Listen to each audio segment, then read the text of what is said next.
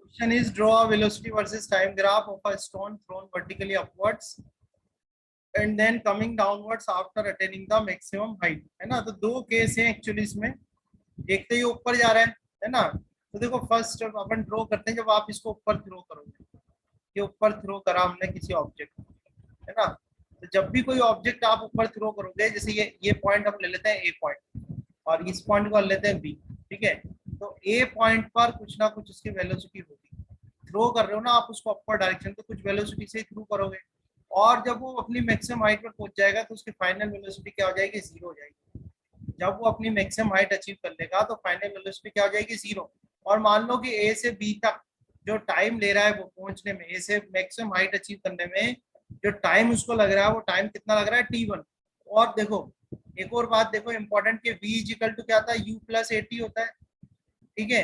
अब आप देखें इसमें जो एक्सेलरेशन है वो एक्चुअली क्या है, रिटार्डेशन है, ठीक है। एक्चुअली क्या है, रिटार्डेशन है। तो फाइनल वेलोसिटी तो आपकी जीरो हो गई, इनिशियल वेलोसिटी ए हो गई, तो वी ए माइनस एटी आ जाएगा। तो मैं ये कह सकता हूँ वी ए इजिकल टू क्या आ गया, एटी आ गया, है ना। और एक्सेलरेशन तो आपकी क्या है, कांस्टेंट है, एक्सेलरेशन क्या है, कांस्टेंट है। तो ये जो वेलोसिटी है किस पे डिपेंड कर रही है, टाइम पे डिपेंड कर रही है। समझ में आ रही है बात, वेलोसिटी किस पे डिपेंड कर रही है, टाइम पर। और ये जो टी है, टी की पावर कितनी है, वन। तो टी की पावर वन है, तो जो ग्राफ बनेगा वो क्या बनेगा, एक लाइन बनेगी। तो सबसे पहले तो हम यही ग्राफ बना लेते हैं ए से लेके बी तक का।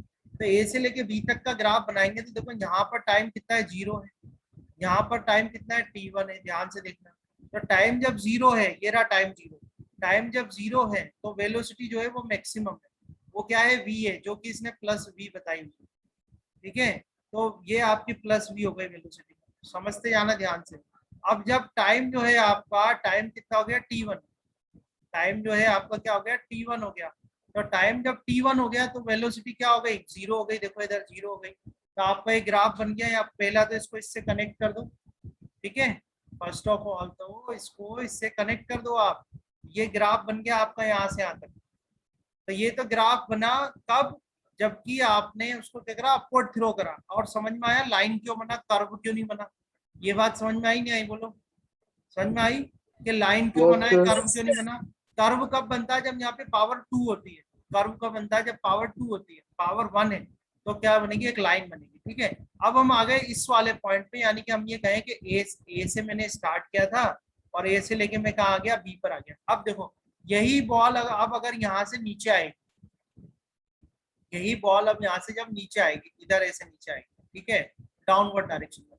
तो डाउनवर्ड डायरेक्शन में इस पॉइंट को मैं सी ले लेता हूँ, इस पॉइंट को नीचे वाले को डी ले लेता हूँ। तो ये जो वेलोसिटी है यहाँ पे कितनी जाएगी, जीरो हो जाएगी।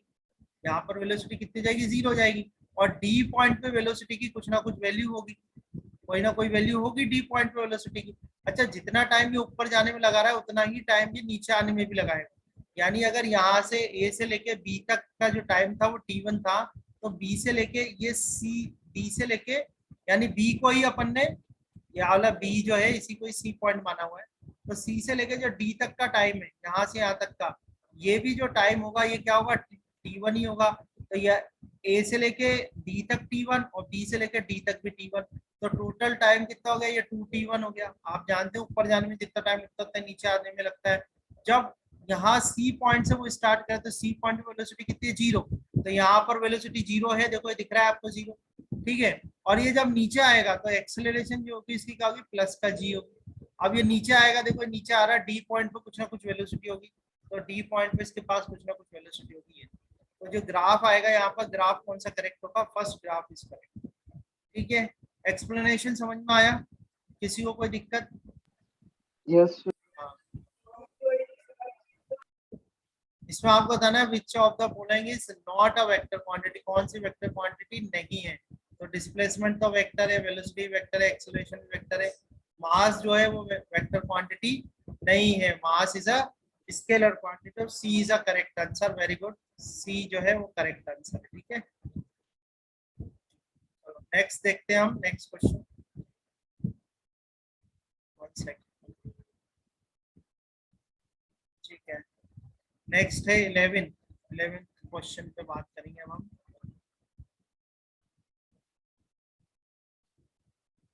सो a scooter moving at a speed of 10 metre per second, यानी कि उसकी जो इनिशियल वेलोसिटी है initial velocity is how much? 10 meter upon second.